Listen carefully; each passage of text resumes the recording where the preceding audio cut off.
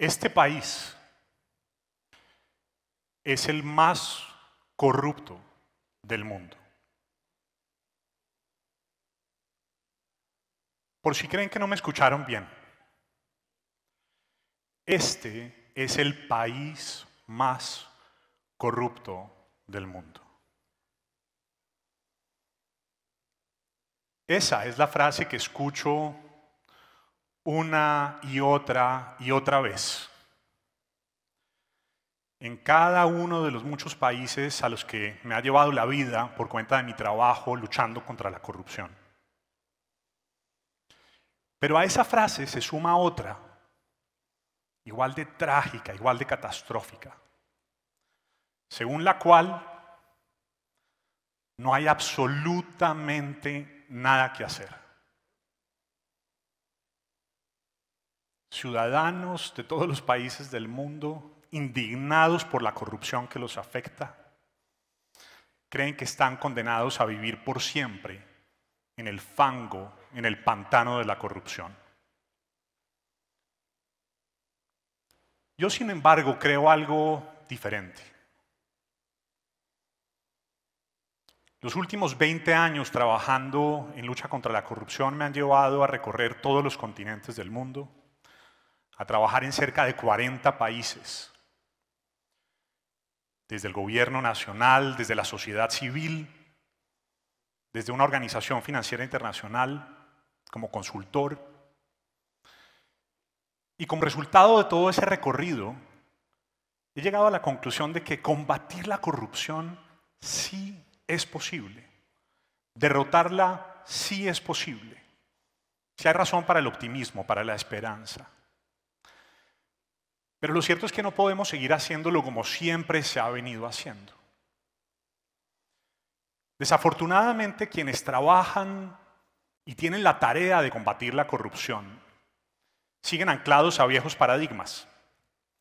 Siguen combatiendo la corrupción a punta de discursos grandilocuentes, de amenazas de subir las penas, de crear trámites, normitas, regulaciones, sellos, estampas, cosas que no hacen nada distinto a hacerle imposible la vida a la gente.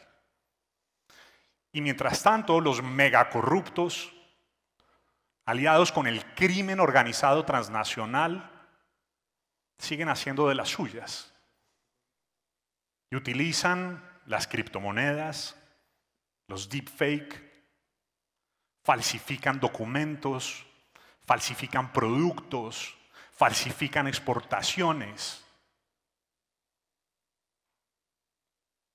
Crean empresas en paraísos fiscales, esquemas societarios sofisticadísimos. Y mientras tanto, los que están del otro lado, los buenos de la película, siguen operando con tablas de Excel y con expedientes de papel. Eso, permítanme la analogía, es como pretender curar un cáncer a punta de aspirinas. Eso es absurdo. La buena noticia es que hoy en día la tecnología nos está dando un arsenal tecnológico sin precedentes en la historia de la humanidad. Es un arsenal tecnológico lleno de innovación, lleno de visión, pero que tenemos que aprender a controlar. Y hoy les quiero compartir algunas de esas herramientas. Pero antes de ir a ello, quiero hacer acá una salvedad. Soy muy consciente de que la tecnología y la ciencia no son la panacea, no son la solución última al problema de la corrupción. Claro que no. Derrotar la corrupción requiere, ante todo, un proceso de reingeniería cultural muy profundo. Necesitamos transformar a la sociedad que está corrompida en su esencia. Necesitamos transformar la conciencia. Entonces lo que acá voy a presentar es apenas una de las patas de una mesa que busca resolver un problema muy complejo.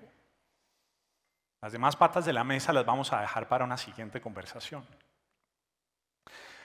Vamos a empezar entonces hablando de la inteligencia artificial. Este tema de moda del cual habla todo el mundo. ¿De qué sirve la inteligencia artificial?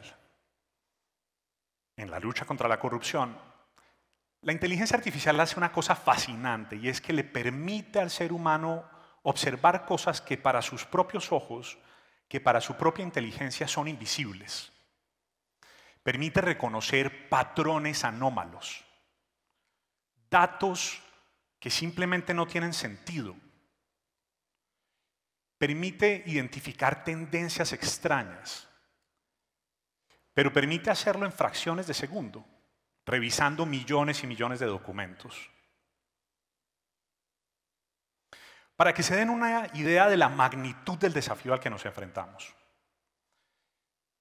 Países como México tienen un sistema de declaraciones juradas en donde los funcionarios públicos tienen que reportar su patrimonio y sus conflictos de interés cada año. Es una herramienta importantísima para detectar el enriquecimiento ilícito. Imagínense lo complejo que es para cualquier grupo de personas auditar 6 millones de declaraciones de patrimonio. Les doy otro ejemplo. En Colombia, solo en Bogotá, el año pasado se suscribieron 107.000 contratos estatales. ¿Quién en este mundo, qué contraloría, qué tribunal de cuentas, qué auditores, qué contadores pueden auditar con suficiencia, con profundidad, con detalle 107.000 contratos? Imagínense ahora a nivel nacional o a nivel Latinoamérica. Lo bueno es que ya hay países que están tomando la delantera en este tema. En países como Chile, crearon un observatorio de la contratación estatal que está utilizando la inteligencia artificial para procesar millones de contratos, cientos y cientos de datos, con datos abiertos para identificar esas anomalías, reportarlas y auditar de manera focalizada los contratos de alto riesgo. En países como Georgia, en Europa del Este, ya están utilizando la inteligencia artificial para cruzar información de las declaraciones juradas de patrimonio con las declaraciones tributarias, con información de otras fuentes del Estado. Pero esto tiene más usos. Y les voy a contar uno que me parece importantísimo para Colombia y para América Latina. En Tailandia, en septiembre de 2024, por primera vez se utilizó la inteligencia artificial para procesar millones y millones de datos de los puestos de votación y contrastarlos con miles y miles de horas de registros de grabación de circuitos cerrados en los puestos de votación electoral, para identificar si había diferencias entre la cantidad de votantes que iban al lugar a depositar el voto con los que efectivamente aparecían en los videos. Imagínense la belleza que sería poder hacer eso en nuestro país, cualquiera que sea. Lo que encontraríamos. Y es que no olvidemos que en la corrupción del sistema electoral está el corazón de la corrupción, de la podredumbre política, administrativa de este país. Pero hay más. La inteligencia artificial se está utilizando en países como Alemania, en donde crearon una plataforma que se llama Olga, con apoyo de IBM, con la cual están identificando patrones y ayudando a los jueces a poder administrar justicia de manera mucho más rápida, de manera mucho más cumplida, reduciendo los términos de resolución de un proceso a menos de la mitad. Vamos a hablar ahora de la nanotecnología. Para quienes no lo saben, la nanotecnología es la ciencia de manipular la materia a escala microscópica, a escala atómica, molecular, e imprimirle nuevas características. Y ustedes acá se están rascando la cabeza y están pensando, ¿y esto de qué sirve para combatir la corrupción? Les cuento un ejemplo. En la India se calcula que el 20% de los medicamentos que circulan en todo el territorio nacional son falsificados. Imagínense el riesgo para la salud pública. Pues en ese país ya están utilizando la nanotecnología para imprimirle características especiales a las etiquetas en las cuales van embalados los medicamentos, para evitar la falsedad, el fraude al sistema de administración de salud de ese país. Pero esto también se puede utilizar para darle características específicas a combustibles, elementos necesarios para la construcción, acero, todos aquellos elementos y materia que muchas veces utilizan los contratistas corruptos para esquilmar al Estado. Hablemos ahora de la biotecnología y de la biometría. En muchos países, una de las fórmulas típicas para robar al Estado es inventarse profesores fantasma, estudiantes fantasma, pacientes fantasma, es decir, gente que no existe y que se beneficia de supuestos servicios del Estado que a la hora de la verdad no se prestan, y entonces esa plata que le llega al contratista termina en manos ¿de quién? De un político corrupto, de un empresario que hace de las suyas. Con biotecnología y biometría, en la India otra vez, se creó la base de datos biométrica más grande del planeta. 1.200 millones de personas están identificadas de manera única, incontrovertible, con tecnología de biometría. Y eso le ha servido al Estado para garantizar que los recursos de asistencia social lleguen a donde tienen que llegar, a la gente más vulnerable, a la gente más pobre, que tiene más necesidades, y no a los bolsillos de los corruptos de siempre. Blockchain. Blockchain es una tecnología que sirve para garantizar que el paso a paso de un procedimiento no se descarrile, que garantice la autenticidad. El blockchain se está utilizando en muchas esferas de la tecnología, en los sistemas financieros, pero también se puede utilizar en la contratación estatal. En países como Ucrania se inventaron un sistema que se llama Prozorro, que es una plataforma que utiliza el blockchain para registrar todos los pasos necesarios para adelantar una publicación de términos de referencia, la elección del contratista, la suscripción del contrato y el seguimiento de la ejecución del contrato estatal, volviéndolo de alguna manera invulnerable a la corrupción. Una quinta tecnología que está transformando la manera en que podemos enfrentarnos a la corrupción tiene que ver con los satélites, con los drones, con el Internet de las cosas. En Brasil o en Perú ya se está utilizando tecnología satelital para identificar en dónde están los grandes espacios de deforestación de la selva amazónica.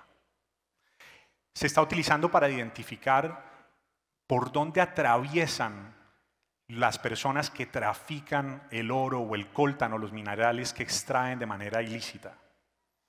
En países como Libia, en el norte de África, se está utilizando también la tecnología satelital para identificar buques cargados de toneladas y toneladas de petróleo, de gasolina, que son transportados de un lado a otro, contrabandeados con apoyo de políticos y de funcionarios corruptos de distintos países. Pueden ustedes ver entonces que el mundo está cambiando y que hoy en día tenemos un arsenal, como decía, muy poderoso para combatir la corrupción. ¿Qué podemos hacer entonces los ciudadanos? Esta es mi invitación a ustedes. Primero, abrazar la tecnología, empaparse de estas herramientas que nos está dando la sociedad de hoy. Exigir además que los gobiernos utilicen esta tecnología para prevenir la corrupción, para prevenir el fraude. Pero además los invito a que promovamos una sociedad que valora la transparencia, que valora la integridad, que valora la ética. Y por otro lado, ¿qué pueden hacer los gobiernos? Pueden hacer muchas cosas, pero voy a limitarme a decir 3. La primera, me parece imperativa, deberían crear unidades de innovación en lucha contra la corrupción. Es muy difícil impulsar este tipo de políticas, a menos que haya un cuerpo, una unidad una persona, una unidad responsable de sacar esto a lo largo y ancho de todo el Estado. También deberían pensar la política pública en clave de ciencia y de tecnología, la política pública anticorrupción en clave de ciencia y de tecnología. Y por último, deberían permitirse pensar por fuera de la caja en la que siempre operan. Deberían cambiar la caja de herramientas. Ya para cerrar, ¿están viendo ustedes que no estamos condenados a vivir en el fango de la corrupción? La gran pregunta que hoy debemos hacernos es si tenemos la energía, la audacia, la determinación para abrazar la tecnología en la lucha contra la corrupción. Pero además, recuerden ustedes que cambiar nuestro presente y nuestro futuro está en nuestras manos. La corrupción no tiene por qué ser un destino. Muchas gracias.